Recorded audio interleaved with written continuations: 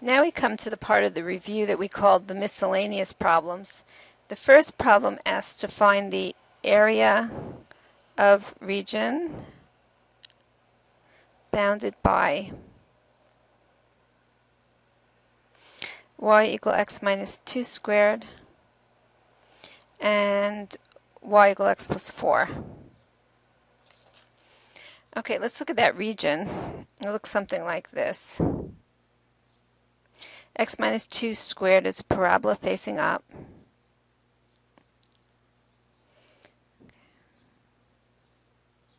And here's x plus 4. X plus 4 is a line, straight line, slope 1. And let's find the two intersection points. I drew the intersection point along the y-axis because I happen to remember that that's where it is, but we're actually going to find it now. So let's find the intersection points.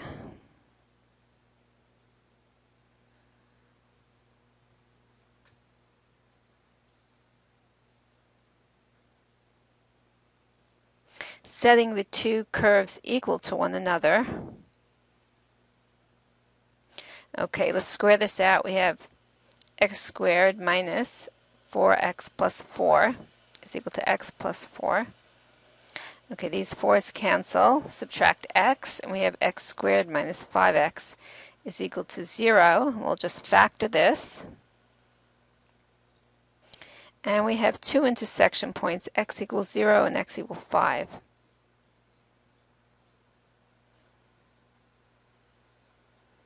So those are the x coordinates, and if we substitute into either one, we'll have 0, 4 here on the left, and here we have 5, 9. All right, to find the area, we're simply going to integrate from 0 to 5, and we're going to subtract the top curve minus the bottom. The top curve that's x plus 4, and the bottom is x minus 2 squared. Okay, so let's do that. So the area is equal to the integral from 0 to 5, and then we have the top x plus 4 minus the bottom. All right, so let's do that integral. So here we have x squared over 2 plus 4x. And rather than square this out, I'm just going to do the power rule on x minus 2 squared. So that's x minus 2 cubed over 3. And we're going to evaluate that between 0 and 5. Okay, so first we substitute in 5. And here we have 25 over 2 plus 4 times 5, that's 20, minus 5 minus 2 is 3, so we have 3 cubed, that's 27 over 3. And now we'll substitute in 0, so that's 0, that's 0. So here, let's just substitute in 0, so we have that minus 0 minus 2, so that's minus 2 cubed over 3. All right, so let me just write this in a little bit of a simpler form. So this we have 25 over 2, copying this, plus 20, minus 27 over 3. And here we have a minus 8 with a minus in front. So this, in the brackets, we have 8 over 3. So, and we're subtracting that, so that's minus 8 over 3.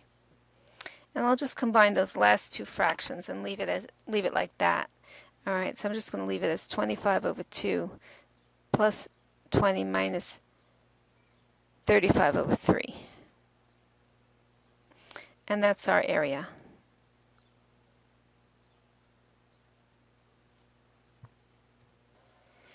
In 2a, we want to find the volume of the solid obtained by revolving region R. This is region R right here between the two curves, about the y-axis. Okay, so here's the arrow indicating we're revolving this region about the y-axis.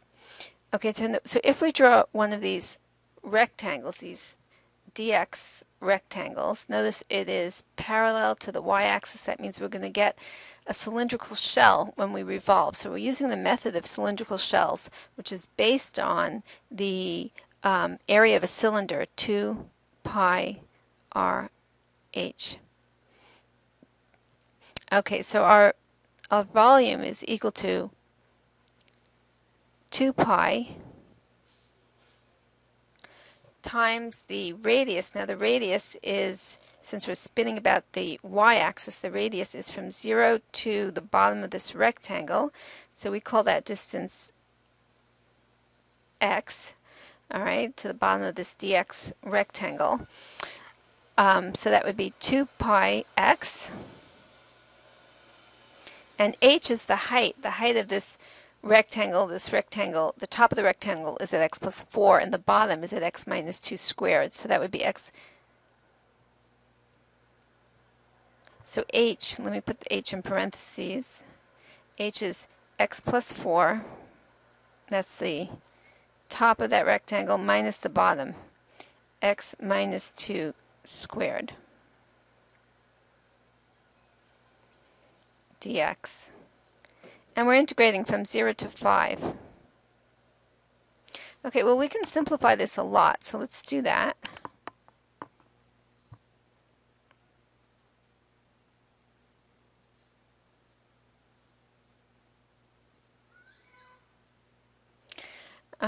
All right, let's first start multiplying through by the x here. So we have x squared plus 4x minus x times x minus 2 squared. And now we want to multiply through this x minus 2 squared. Let's rewrite that. Let's multiply that out. That's x squared minus 4x plus 4. Okay. All right, so we have 2 pi integral from 0 to 5, x squared plus 4x. Then multiplying through by minus x through this set of parentheses. So we have minus x cubed plus 4x squared minus 4x. Okay, notice this 4x and this minus 4x cancel. And let's see, we can combine the 4x squared and the x squared. So let's simplify some more. We have 5x squared minus x cubed dx. Okay, now we're ready to integrate.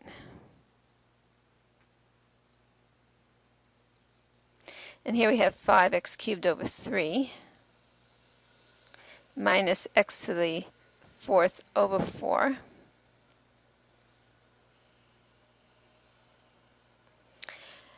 And we're integrating this between 0 and 5. Okay, so just substitute in 5, and we have 5 times 125 over 3 minus, and here we have 5 to the 4th over 4. And that's it. When we substitute in 0, we get 0. Okay, so I'm going to just leave it like this.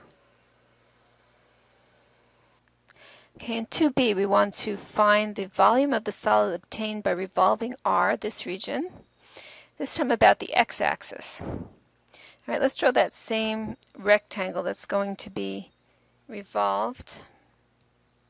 Let me draw it a little bit more on the side here.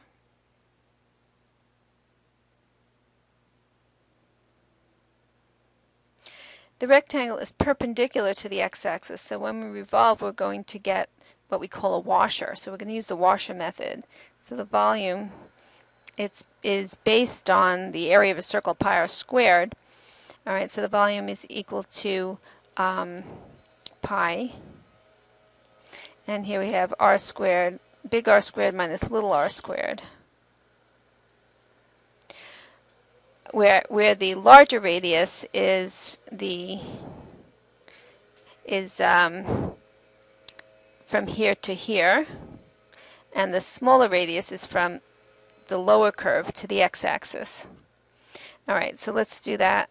So here we have pi, and our limits of integration are 0 to 5 like before, and the larger radius is from the top of this rectangle. The top of this rectangle is at x plus 4 down to the x-axis, so that's x plus 4 squared.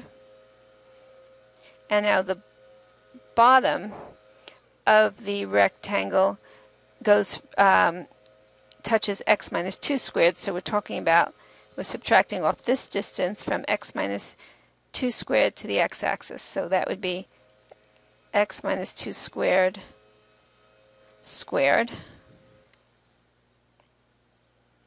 All right, let's rewrite this. X plus 4 squared minus x minus 2 to the 4th. And we won't bother multiplying out. We'll just use the power rule directly on this and this on each term. So here we have x plus 4 cubed over 3 minus x minus 2 to the 5th over 5. And we're valuing between 0 and 5. So first we'll substitute in 5. So we have 5 plus 4, that's 9. 9 cubed over 3 minus 5 minus 2, that's 3. 3 to the 5th over 5. And now, oops, there's a pi over here. I'll substitute in 0. And we have 4 cubed over 3. And here we have minus 2 to the 5th over 5. And we're just going to leave it like that. In number 3, we have a curve y equal x e to the x squared. And we want to find where f, or where our curve is increasing, decreasing, and where are the max min points, if any. All right, so that depends on the first derivative. So let's do that. Let's find the first derivative. We'll do the product rule. So we have the first times the derivative of the second. That derivative of e to the x squared is 2x e to the x squared, plus the derivative of x, which is 1, times e to the x squared. Let's factor out e to the x squared. So here we have 2x squared plus 1 times e to the x squared. And we want to set this equal to 0 and solve. Well, e is never 0, and 2x squared plus 1 is also never 0, so this is never 0.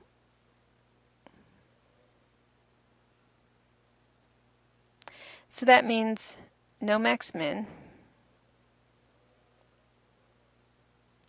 In fact, this is always positive. No max min, and since the first derivative is always positive, that means always increasing.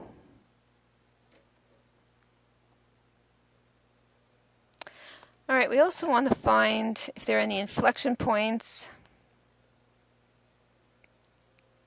and we want to find where our function is concave up and down, and any inflection points. So that depends on the second derivative. So let's take the second derivative. We'll use this form of y prime for taking the second derivative. We'll do the product rule. So first we have the first 2x squared plus 1 times the derivative of e to the x squared, which is 2x e to the x squared, plus the derivative of the first, that's 4x,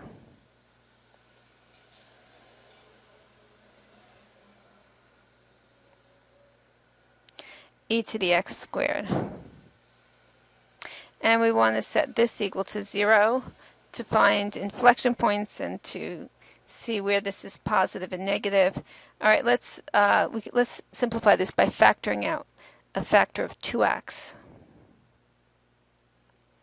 Okay, so we have 2x, and here we have, actually let's do 2x times e to the x squared.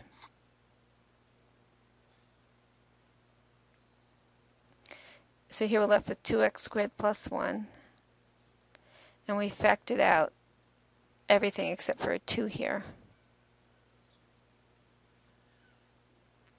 So we're looking at 2x e to the x squared, and here we have 2x squared plus 3 equal to 0. All right, when is this 0? Well,